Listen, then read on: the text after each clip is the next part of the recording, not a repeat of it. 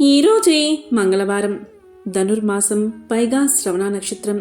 అత్యంత శక్తివంతమైన రోజు. విష్ణు ప్రీతికరమైన ధనుర్మాసంలో వెంకటేశ్వరుడి జన్మ నక్షత్రమైన శ్రవణ నక్షత్రం రోజు చేసే పూజలు రెట్టింపు ఫలితాన్ని ఇస్తాయి.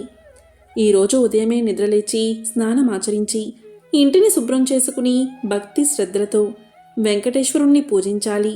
స్వామివారికి తులసి దళాలు, పంచామృతాలతో అభిషేకం, ఆవు నెయ్యితో పిండి దీపాలు వెలిగించాలి. ఈరోజు చేసే విష్ణు సహస్రనామ పఠనం భార్యాభర్తల మధ్య సఖ్యత ఏర్పడేలా చేస్తుంది. వివాహ సమస్యలను తగ్గిస్తుంది.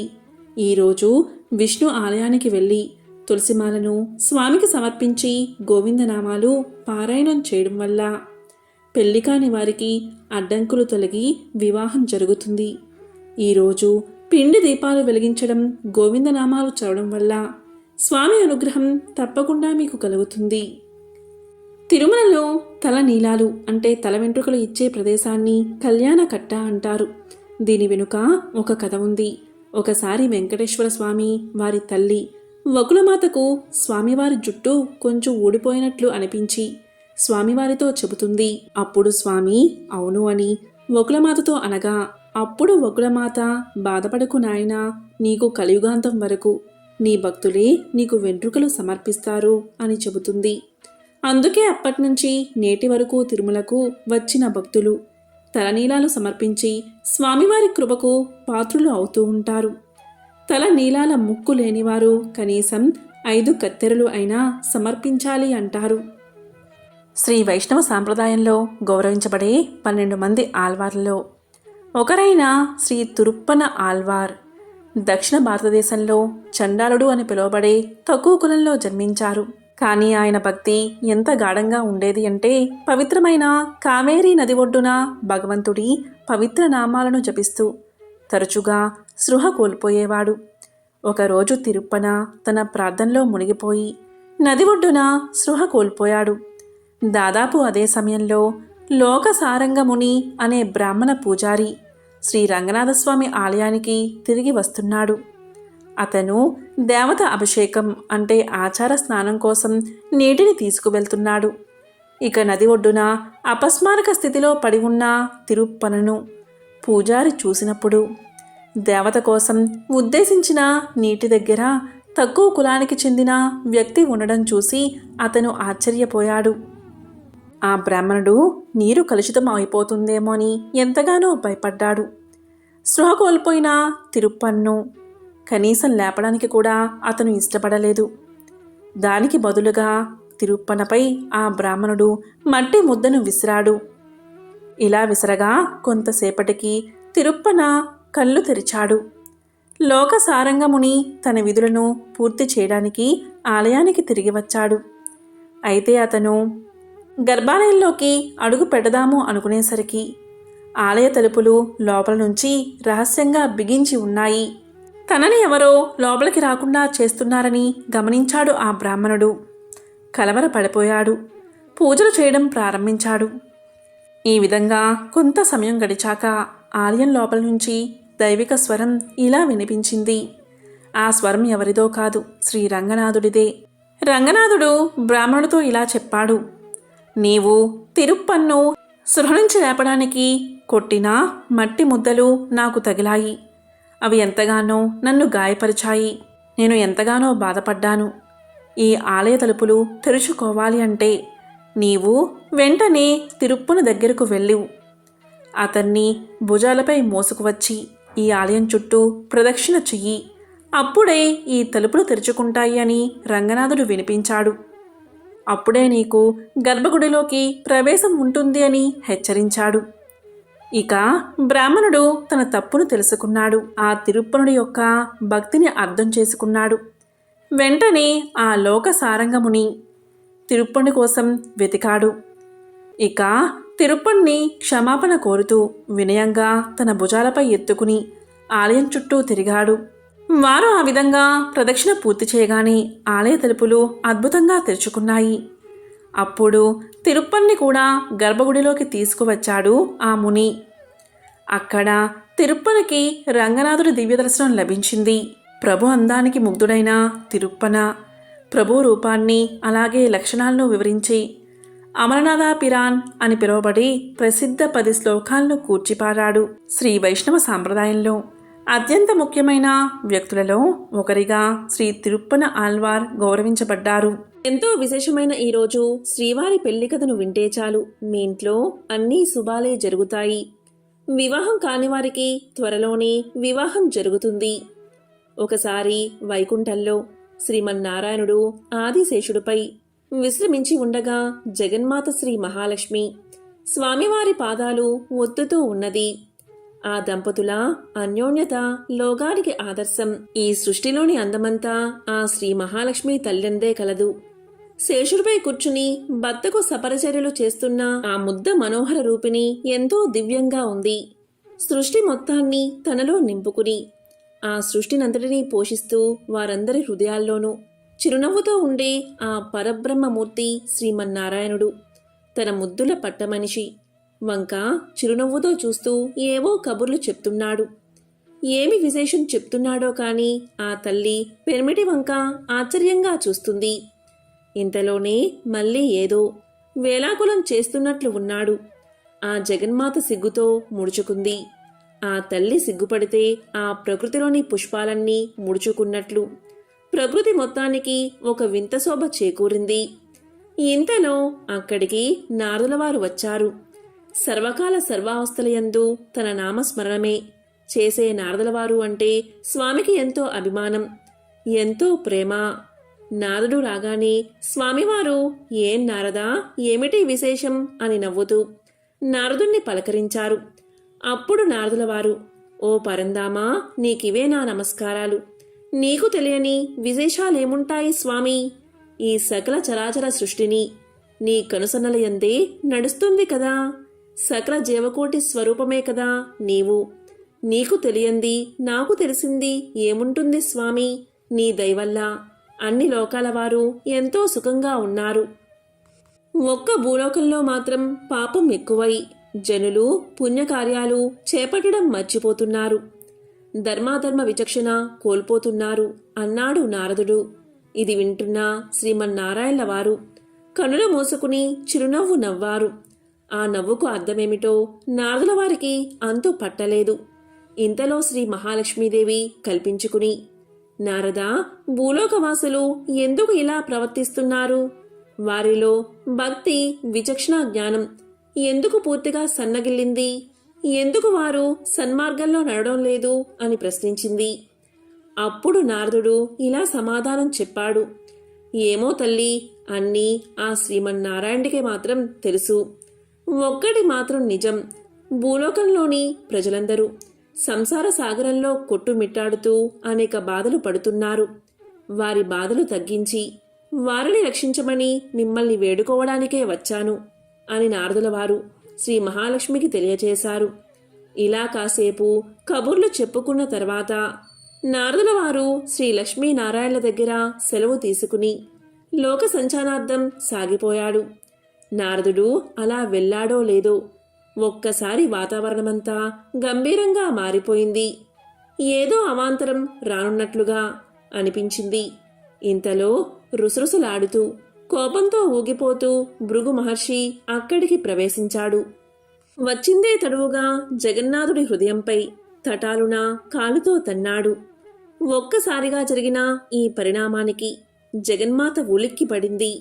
కన్నుల ముందు జరిగింది అర్థం కావడం లేదు. శ్రీమన్నారాయణుడు మాత్రం జరిగిన దానికి ఏమాత్రం ఆలోచించకుండా భృగుమహర్షి యొక్క పాదాన్ని చేతితో తీసుకుని చిరునవ్వుతో ఇలా పలికాడు. స్వామి, నా హృదయాన్ని తాకిన మీ పాదం ఎంత నొచ్చుకుందో చూడండి, ఎంత కమిలిపోయిందో గమనించండి అంటూ నెమ్మదిగా ఆ మహర్షి కాలు పట్టుకుని అహంకారాన్ని అణిగేలాగా చేశాడు. అంతే, మహర్షి తామసం పూర్తిగా తగ్గిపోయింది. వెంటనే భృగు మహర్షి ఇలా పలికాడు. స్వామి జగన్నాయక, త్రిమూర్తులలో ఉత్తముడువు నీవే. భూలోకంలో యజ్ఞం చేస్తూ యజ్ఞఫలం ఎవరికి ఇవ్వాలా అని నిశ్చయించుకోవడానికి నేను బ్రహ్మ రుద్రుల వద్దకు వెళ్ళగా వారిద్దరూ అహంకారులని, యజ్ఞ ఫలానికి అర్హులు కారని అనిపించింది. త్రిమూర్తులలో నీవే యజ్ఞ ఫలానికి అర్హుడివి. నీవే అత్యంత సౌమ్యుడివి. ఓ శ్రీమన్నారాయణ, మేము చేస్తున్న ఈ అగ్ని ఫలానికి ఈ విశ్వంలో నీవు తప్ప మరొకరు అర్హులు కారు అని అన్నాడు భృగువు. ఇదంతా గమనిస్తున్న శ్రీ మహాలక్ష్మీదేవికి ఎంతో కోపం వచ్చింది. నా నివాస స్థలమైన వక్షస్థలమందు తన్నడమా, ఎంతటి అవమానం, ఎంతటి ఘోరం! ఇంతటి ఘోరం చేసిన ఆ మహర్షిని స్వామి ఏమీ నిందించకపోవడం పట్టుకుని ఊరడించడమా? ఇంతటి అవమానాన్ని నేను భరించలేను అని ఎంతో బాధపడి తక్షణమే వైకుంఠాన్ని వదిలి వెళ్ళిపోయింది. మహాలక్ష్మి లేని వైకుంఠం కళావిహీనం అయిపోయింది. తనపై అలిగి లక్ష్మి భూలోకానికి వెళ్ళిపోవడంతో శ్రీమన్నారాయణుడు ఎంతో బాధపడ్డాడు. లక్ష్మి కోసం భూలోకానికి వెళ్ళి కొండలు గుట్టలు వెతుకుతూ వెంకటాద్రికి చేరుకున్నాడు. ఇక తిరిగి తిరిగి ఓపిక నశించి ఒకచోట చేరి మహాలక్ష్మి కోసం తపస్సులోకి వెళ్ళిపోయాడు శ్రీమన్నారాయణుడు. అలా కొన్ని సంవత్సరాలు ఘోర తపస్సు చేశాడు.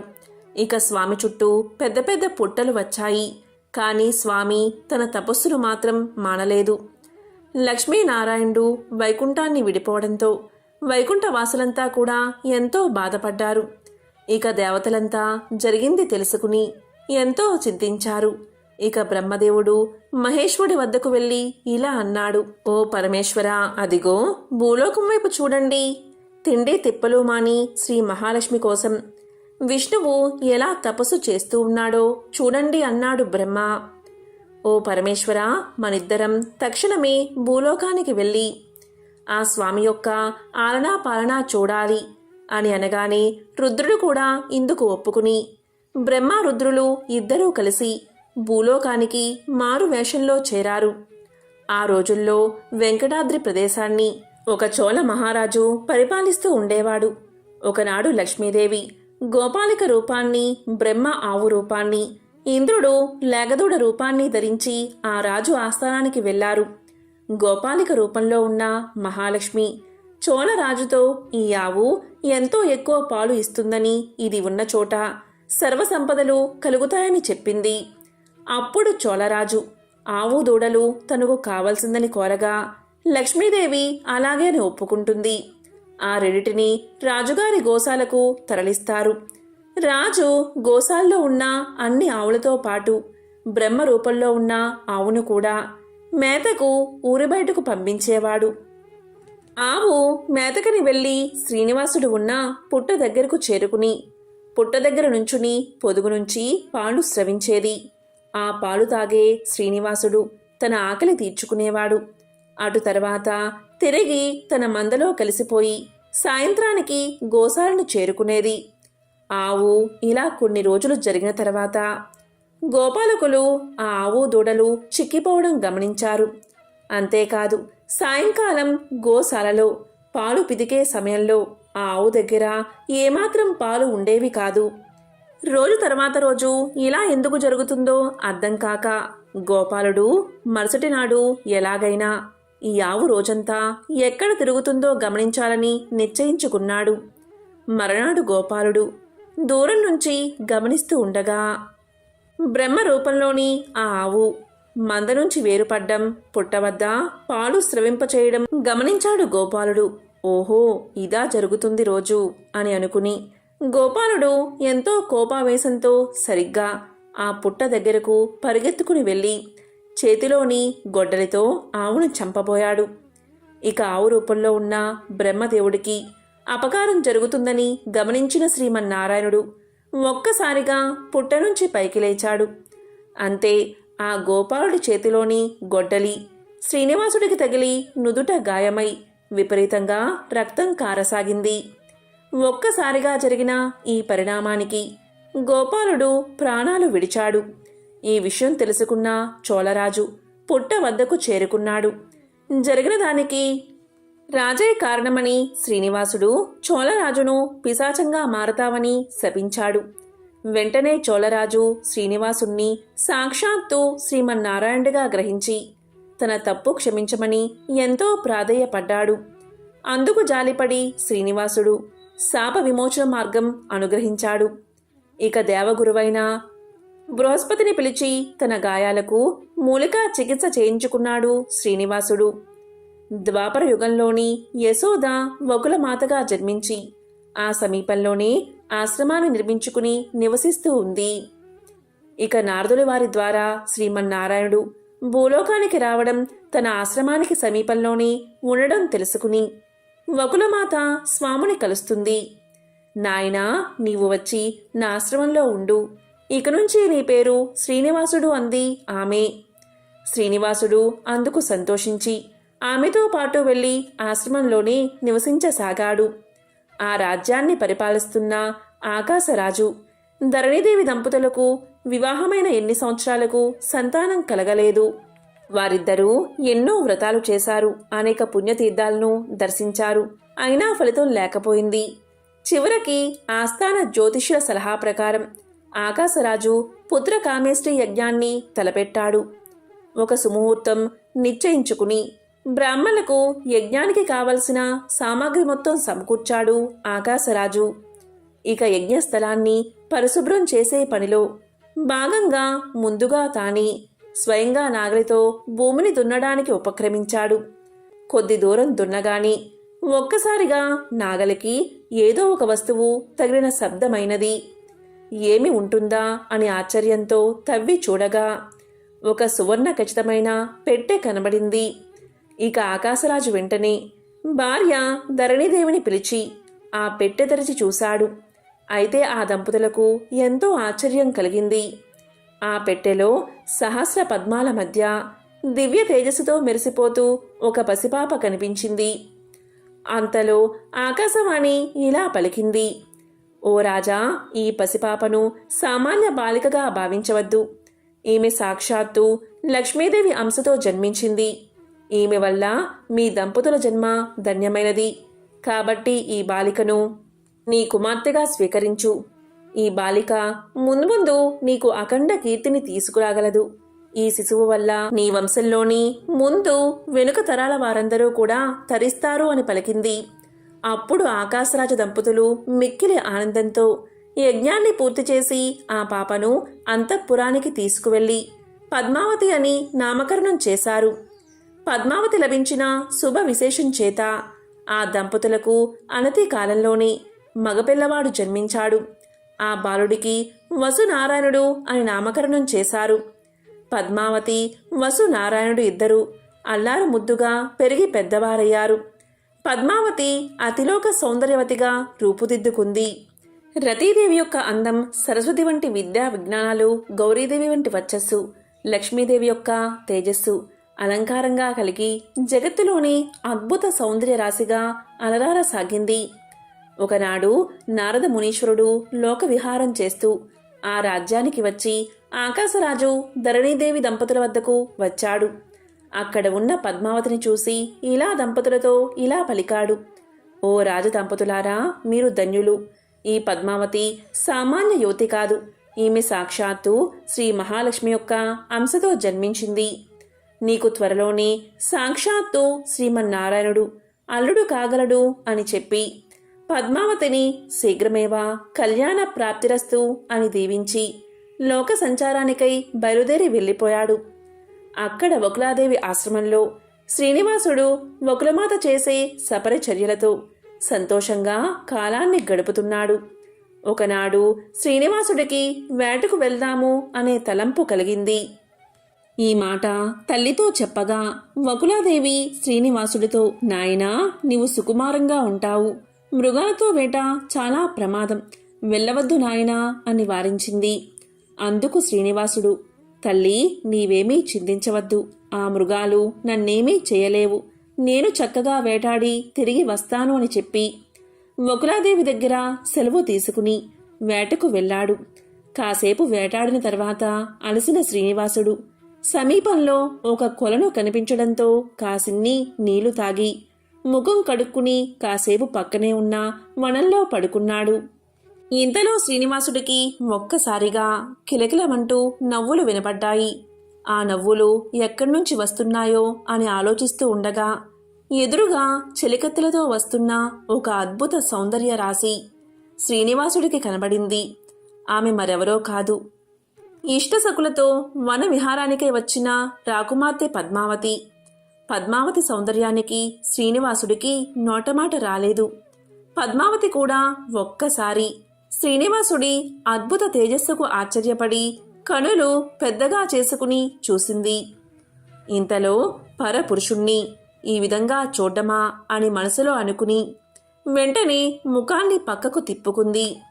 ఇక శ్రీనివాసుడు నెమ్మదిగా వారిని సమీపించి, ఓ సుందరి, నీవెవరు? జగత్తులోని సౌందర్యమంతా నీలోనే ఉంది. నీవు నన్ను ఎంతగానో ఆకర్షించావు. నిన్ను భారీగా చేపట్టాలని, లేకపోతే నా జీవితం వ్యర్థమని అనిపిస్తుంది. నీ తల్లిదండ్రులు ఎవరు? వారిని తక్షణమే కలిసి ఈ విషయం మాట్లాడి నిన్ను వివాహం చేసుకుంటాను. ఈ నిర్ణయం తిరుగులేనిది. నిన్ను తప్ప వేరే కన్యను వివాహం చేసుకోను అన్నాడు. అప్పుడు పద్మావతి చెలికత్తెలు ఇలా పలికారు, నీవు ఎవరు? ఎక్కడి నుంచి వచ్చావు? నీ మాటలకేమైనా అర్థముందా? ఈమె ఎవరనుకుంటున్నావు? ఈ దేశాన్ని ఏలుతున్న ఆకాశరాజు ప్రియపుత్రిక పద్మావతి. సామాన్యుడైన నీవు ఎక్కడా? రాజకుమార్తె ఎక్కడా? వివాహం చేసుకునే ఆలోచన మానుకుని తక్షణమే మీ ఇంటికి వెళ్ళు అని చెప్పి అక్కడి నుంచి అందరూ వెళ్ళిపోయారు. సగులతో వెళ్ళిపోతూ పద్మావతి ఒక్కసారిగా వెనక్కి తిరిగి శ్రీనివాసుణ్ణి చూసింది. ఆ చూపుతో శ్రీనివాసుడు మరింత ఉబ్బుతబ్బిబ్బయ్యాడు. ఆశ్రమానికి చేరిన శ్రీనివాసుడు వకులమాతకు జరిగిన విషయాన్నంతా వివరించాడు. పద్మావతిని తప్ప వేరెవరిని వివాహం చేసుకోను అన్నాడు. అందుకు వకులమాత శ్రీనివాసుడితో, నాయనా, సామాన్యులైన మనమెక్కడా? అంతఃపురంలో నివసించే ఆ పద్మావతి ఎక్కడా? దయచేసి ఆ ఆలోచనలు విరమించు నాయనా అని పలికింది. అయినా శ్రీనివాసుడు మాట వినలేదు. పద్మావతిని తప్ప వేరే కన్యను వివాహం చేసుకోను అన్నాడు. అక్కడ అంతఃపురంలో పద్మావతి పరిస్థితి కూడా ఇలాగే ఉంది. ఉద్యానవనంలో శ్రీనివాసుని చూసిన రాత్రి నుంచి ఆమె కంటికి కునుకులేదు. రాత్రంతా శ్రీనివాసుడి రూపమే కనులెదుట కనిపించసాగింది. నిద్రలేమితో అలసటగా ఉన్న కుమార్తెను చూసిన ధరణీదేవికి పద్మావతి ఎందుకు అలా ఉన్నదో అర్థం కాలేదు. పద్మావతి మాత్రం తల్లి ఎంత అడిగినా కారణాన్ని చెప్పలేదు. రోజురోజుకి పద్మావతి విరహవేదన ఎక్కువ కాసాగింది. ఏ ఆహారము తినబుద్ధి కావడం లేదు. ఆటపాటల్లో మానేసింది. ఏ విషయం మీదకి మనసు పోవడం లేదు. ఎల్లప్పుడూ శ్రీనివాసుడే మదిలో మెదులుతూ ఉన్నాడు. మనసులో ఒక్కటే ఆలోచన, తల్లిదండ్రులకు ఈ విషయాన్ని చెప్తే సామాన్యుడైన అతనికి తన్నిచ్చి వివాహం చేస్తారా అని. ఒప్పుకోరని ఆమె ఆలోచన. అందుకే అటు శ్రీనివాసుణ్ణి మర్చిపోలేక, ఇటు తల్లిదండ్రులకు విషయాన్ని చెప్పలేక ఎంతో మదనపడుతూ నిద్రాహారాలు మానేసి రోజురోజుకి కృషించి కుంగిపోసాగింది. ఇక ఆకాశరాజు దంపతులకు ఏమీ తోచట్లేదు. ఎంతోమంది గొప్ప వైద్యులను పిలిపించి అనేక విధాల ప్రయత్నం చేశారు. అయినా పద్మావతిలో ఏమాత్రం మార్పు రాలేదు. ఒకనాడు అంతఃపురానికి ఒక ఎరుకులసాని వచ్చింది. ఆమె ఎవరో కాదు, మారు వేషంలో వచ్చిన శ్రీనివాసుడే. ఎరుకులసాని సోది చెప్తూ ఉంటే ఏదో దివ్యశక్తి ఉందని అంతఃపురంలోని వారికి అనిపించింది. వారు వెంటనే ఆమెను ధరణీదేవి వద్దకు తీసుకువెళ్లారు. ధరణీదేవితో ఎరుకులసాని, అమ్మా, నేను ఉన్నది ఉన్నట్లు చెప్తాను. చెప్పింది చెప్పినట్లే జరుగుతుంది. ఈ ఇంటిలో శాంతి లేదు. ఏదో బాధ నీ మనసును కలవర పెడుతుంది అంది. వెంటనే ధరణీదేవి, చూడు తల్లి, నీలో ఏదో శక్తి ఉంది. నీ మాటలు ఎంతగానో నన్ను ఆకట్టుకుంటున్నాయి. నీవు చెప్పింది నిజం. మా ఎవరికీ ప్రశాంతత లేదు. మా కుమార్తె పద్మావతికి ఏదో వింత వ్యాధి పట్టుకుంది. అదెవరికీ అర్థం కావట్లేదు. నీవే చెప్పాలి అని పలికింది. ఇంతలో పద్మావతిని అక్కడికి తీసుకురాగానే ఎరుకులసాని రూపంలో ఉన్న శ్రీనివాసుడు ఇలా చెప్పసాగాడు. ఓ తల్లి, నువ్వు ఒక పిల్లవాడి మీద మనసు పడ్డావు. అడవిలో కనపడ్డాడు అతను. అతను సామాన్యుడు కాదు తల్లి, శ్రీ మహావిష్ణువు అతను. అతన్నే నువ్వు వలిచావు. నీ పెళ్లి తప్పకుండా ఆయనతోనే అవుతుంది. నువ్వు కలకాలం సుఖంగా ఉంటావు. నీ కోరిక తీరుతుంది తల్లి అని చెప్పింది. ఈ మాటలు విన్నా ధరణీదేవి ఆశ్చర్యపోయింది. ఈ విషయం గురించి పద్మావతిని అడగ్గా ఎరుకులసాని చెప్పిందంతా నిజమే అని చెప్పింది పద్మావతి. ఇక ధరణీదేవి ఎరుకులసానికి ఎన్నో బహుమానాలు ఇచ్చి పంపించింది. ఆమె వెళ్లిన కాసేపటికి వకులాదేవి అంతఃపురానికి చేరుకుంది. తను శ్రీనివాసుడి తల్లిని అని, తన కుమారుడు పద్మావతిని వరించాడని తెలియచేసింది. ఇక ధరణీదేవి ఎంతగానో సంతోషించి భర్త ఆకాశరాజుని పిలిచి జరిగిన విషయమంతా చెప్పింది. ఆకాశరాజు సాక్షాత్తు శ్రీమన్నారాయణుడు తన అల్లుడు కాబోతున్నందుకు ఎంతగానో సంతోషించాడు. ఇక బకులాదేవి కూడా ఎంతో సంతోషించి ఆ దంపతుల వద్ద సెలవు తీసుకుని తన ఆశ్రమానికి చేరుకుంది. ఇక ఆకాశరాజు ధరణీదేవి దంపతుల ఆనందానికి అవధుల్లేవు. ఈ ప్రపంచంలో అందరికీ ఇంతటి భాగ్యం లభించదు. ఎన్ని కోట్ల జన్మల పుణ్యఫలమో కదా సాక్షాత్తు శ్రీమన్నారాయణుడే అల్లుడిగా పొందగలిగే భాగ్యం ఎంతమందికి కలుగుతుంది. మా జన్మ ధన్యమైంది. ఓ శ్రీమన్నారాయణ, ఇంతటి భాగ్యం అనుగ్రహించిన నీకు ఇదే మా నమస్కారం. ఓ శ్రీ మహాలక్ష్మి, ఈ ప్రపంచంలోని సర్వ ఐశ్వర్యాలకు నిలయమైన నిన్ను కుమార్తెగా పొందిన మేము ఎంతటి అదృష్టవంతులం తల్లి అని ఎంతో సంతోషపడ్డారు. ఇక ఆకాశరాజు దంపతులు వారి గురువైన సుఖ మహర్షికి కబురు పంపగా ఆ మహర్షి వెంటనే రాజప్రసాదానికి విచ్చేశాడు. మహర్షికి సకల మర్యాదలు చేసి జరిగిన విషయాన్నంతా వివరించారు ఆ రాజదంపతులు. అప్పుడు మహర్షి ఆ దంపతులతో ఇలా అన్నాడు. ఓ రాజదంపతులారా, దివ్య దృష్టితో నాకు తెలిసింది చెప్తున్నాను. సాక్షాత్తు లక్ష్మీనారాయణను కుమార్తె అల్లుళ్ళుగా పొందిన మీ భాగ్యం ఎంతని వర్ణించగలను. ఎన్నో కోట్ల సంవత్సరాలు తపస్సు చేతగాని ఆ స్వామి దర్శనమే సాధ్యపడదే. అటువంటిది మీరు ఆ జగత్ కళ్యాణ చక్రవర్తిని అల్లుడిగా పొందుతున్నారు. ఆహా, ఎంతటి అదృష్టవంతులు! ఈ పుణ్యం చేత ఈ దేశంలోని ప్రజలంతా ఆ జగన్నాథుడు జగన్మాతల కళ్యాణం దర్శించే భాగ్యం పొందబోతున్నారు. మీ దేశంలోని ప్రజలందరూ ఎంతో అదృష్టవంతులు అని చెప్పాడు మహర్షి. ఇక ఆకాశరాజు దేవగురువైన బృహస్పతిని మనసులో ప్రార్థించగా ఆ మహర్షి వెంటనే ప్రత్యక్షమయ్యాడు. అప్పుడు బృహస్పతి మహర్షులు ఇద్దరూ ప్రశ్నలు వేసుకుని శ్రీ లక్ష్మీనారాయణల వివాహం గురించి తెలుసుకుని ఎంతో సంతోషించారు. అప్పుడు ఆకాశరాజు బృహస్పతితో, ఓ మహర్షి, మీ రాక మాకెంతో సంతోషదాయకం. నన్ను అనుగ్రహించి శ్రీ పద్మావతి శ్రీనివాసుల వివాహ పత్రిక తమరు రాయవలసింది అని వేడుకున్నాడు. అప్పుడు బృహస్పతుల వారు ఆకాశరాజుతో, ఓ రాజా, సాక్షాత్తు శ్రీమన్నారాయణుడు నీకు అల్లుడుగా దొరకడం నీ పూర్వజన్మ ఫలం. నీ పుణ్యఫలం చేత సమస్త మానవకోటికి గరుడ గంధర్వ కిన్నెర సాధులకు శ్రీ లక్ష్మీ శ్రీనివాస కళ్యాణం వీక్షించే భాగ్యం కలుగుతుంది. సమస్త లోకవాసులు ఈ కళ్యాణ విశేషముల్నే తలుచుకుంటున్నారు. వారందరి ఆనందం వర్ణనాతీతం. వివాహం ఎప్పుడెప్పుడా అని ఎంతో ఆతృతతో ఎదురు చూస్తూ ఉన్నారు. జగన్నాథుడి కళ్యాణానికి ఏ విధంగా అలంకరించుకోవాలా అని ఇప్పుడే ఆలోచించడం మొదలుపెట్టారు. ఆ జగత్మూతుల కళ్యాణ పత్రిక రాసే అదృష్టం నాకు కలగడం నా భాగ్యం. ఇదంతా లక్ష్మీనారాయణ అనుగ్రహం తప్ప మరొకటి కాదు అని తలచి లగ్న పత్రిక రాయడానికి ఉపక్రమించాడు బృహస్పతి. శ్రీ లక్ష్మీనారాయణను ఒక్కసారి మనసులో ప్రార్థించి ఇలా మొదలుపెట్టాడు. ఓ శేషాచల వాసుడైన శ్రీనివాస, ఆకాశరాజు అనబడే నేను మా కుమార్తె పద్మావతిని తమకిచ్చి వివాహం జరిపించడానికి ఎంతో సంతోషంగా నిశ్చయించుకున్నాను. అందుకు ఈ వైశాఖ శుద్ధ దశమి శుక్రవారం దివ్య ముహూర్తంగా పెద్దలు నిశ్చయించారు. కాబట్టి తాము బంధుమిత్ర సపరివార సమేతంగా వచ్చి కన్యాదానం స్వీకరించి మమ్మల్ని కృతార్థులను చేయవలసింది అని రాశాడు. లగ్న పత్రికను బృహస్పతుల వారు అక్కడ ఉన్న వారందరికీ చదివి వినిపించారు. లగ్నపత్రిక రాయడం పూర్తి కాగానే ప్రకృతి పులకించింది. అప్పుడు ఆకాశరాజు తన గురువైన సుఖ మహర్షికి ఈ లగ్న పత్రికను ఇచ్చి శేషాచలం వెళ్లి శ్రీనివాసుడికి అందజేయవలసిందిగా ప్రార్థించాడు. అప్పుడు ఆ సుఖమహర్షి, ఓ రాజా, ఇంతకు మించిన అదృష్టం ఏమున్నది? తప్పక ఆ శ్రీనివాసుడిని దర్శించి ఈ లగ్నపత్రిక వారికి అందజేస్తాను అని లగ్నపత్రికను తీసుకుని తక్షణమే శేషాచలానికి బయలుదేరి వెళ్లాడు. వకులాదేవి ఆశ్రమానికి చేరుకుని సుఖమహర్షి కాసేపు పడుకుని లగ్నపత్రికను శ్రీనివాసుడికి అందించాడు. లగ్నపత్రికలోని విశేషాలన్నీ చదివి ఎంతో ఆనందించి తన ప్రత్యుత్తరాన్ని ఈ విధంగా రాసి సుకుడికి అందించాడు శ్రీనివాసుడు. ఓ మహారాజా, నీవు రాసిన లేఖను అందుకున్నాను. నీ కుమార్తె పద్మావతిని నా భార్యగా స్వీకరించడం నాకెంతో సంతోషదాయకం. నేను బంధుమిత్రులతో కూడి వచ్చి నీ కుమార్తె పద్మావతిని తప్పక స్వీకరిస్తాను అని మనవి చేసుకుంటున్నాను అని లేఖ రాశాడు శ్రీనివాసుడు.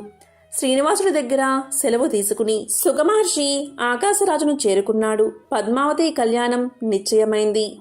వివాహ సమయం రానే వచ్చింది. ఆ రోజు వైశాఖ శుద్ధ దశమి. సూర్య భగవానుడు ఉదయాన్నే ఎంతో ఆనందంగా ఉన్నాడు. ఆ రోజే పద్మావతి శ్రీనివాసుల కళ్యాణం. ప్రకృతి అంతా పులకలించిపోతుంది. సరస్సులోని కమలాలు ఎంతో ముచ్చటిగా విచ్చుకున్నాయి. పక్షుల కలకల రావాలు చెవులకు ఇంపుగా వినిపిస్తున్నాయి. అంతా హడావిడిగా ఉన్నది. దేవతలంతా ఎంతో అద్భుతమైన వస్త్రాలు ధరించి ఉన్నారు. వివాహానికి అందరూ అనేక ఆభరణాలు ధరించి తయారవుతున్నారు. సుమంగళీమణులు ఎంతో అందమైన వస్త్రాలు ధరించి పుష్పాలతో కురులను అలంకరించుకుని రకరకాల దివ్య ఆభరణాలతో ముస్తాబవుతున్నారు. ఇక ఆకాశరాజు ధరణి దంపతులు వరపూజకు కావలసిన వస్తువులన్నీ కూడా సిద్ధం చేసుకుని నూతన వస్త్రాభరణాలు, రంగురంగుల పూల హారాలు, తాంబూలాలు, ఎన్నో దివ్య కానుకలను తీసుకుని శ్రీనివాసుడి విడిది గృహానికి బయలుదేరారు. వారితో పాటే సుఖమహర్షి, బృహస్పతులు కూడా బయలుదేరారు. ఇక ఆకాశరాజు వెనుక సమస్త బంధుజనం వచ్చింది. వారందరూ కలిసి మేళ తాళాలతో శ్రీనివాసుడి విడిది గృహానికి చేరుకున్నారు. అక్కడ అప్పటికే చతుర్ముఖ బ్రహ్మ, పరమేశ్వరుడు, అష్టదిక్పాలకులు, నవగ్రహాది దేవతలు మొదలైన దేవతలంతా కూడా వీచేసి ఉన్నారు. అక్కడ మునిగణాల్లో ఉన్న వశిష్ఠుల వారు ఆకాశరాజుతో వరపూజ గావించవలసిందిగా చెప్పారు. అప్పుడు ఆకాశరాజు శ్రీనివాసుడికి నమస్కారం చేసి, ఓ శ్రీనివాస, ఓ శ్రీమన్నారాయణ, నిన్ను అల్లుడిగా పొందుతున్న నా భాగ్యం ఎంతని చెప్పుదును. ఎవరి నమస్కారం చే కోటి జన్మల మహాపాపాలు కూడా నశించి ఎవరి నామస్మరణ చే మనసు శరీరం శుద్ధవుతుందో, ఎవరి నామస్మరణ వల్ల కోటి యాగాల ఫలం లభిస్తుందో, ఎవరి నామస్మరణ వల్ల సమస్త దేవగణము వారి వారి శక్తులు పొందుతారో, ఎవరి దర్శన భాగ్యం చేత సమస్త మునిగణాలు కోట్లాది సంవత్సరాలుగా తపస్సు చేస్తూ ఉంటారు. అటువంటి పరబ్రహ్మ మూర్తివైన నీవు నాకు అల్లుడిగా దొరకడం ఎంత అదృష్టం. నా అదృష్టం ఎంతటిదని నేను చెప్తాను. నీ పాద పద్మాలను ఒక్కసారి మనసులో తలిస్తే చాలు, సర్వ పాపాలు తొలగిపోతాయి, సర్వ భాగ్యాలు కలుగుతాయి. సాక్షాత్తు బ్రహ్మదేవుడే కడిగిన నీ పాదాలను కడిగే అదృష్టం నాకు కలిగినందుకు నాకెంతో సంతోషంగా ఉంది. కన్యాదాతలందరూ కూడా తమ కుమార్తెకు భర్తగా వచ్చే యువకుడు శ్రీమన్నారాయణుడి గుణగణాలను, సౌందర్యాన్ని, తేజస్సును కలిగి ఉండాలని తలుస్తారు.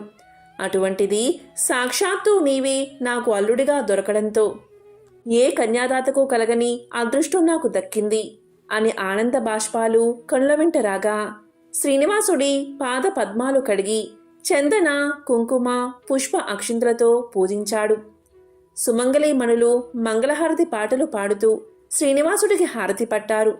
ఈ వేడుక అంతా చూస్తున్న వారందరి ఆనందం చెప్పడానికి వీలు కానిది.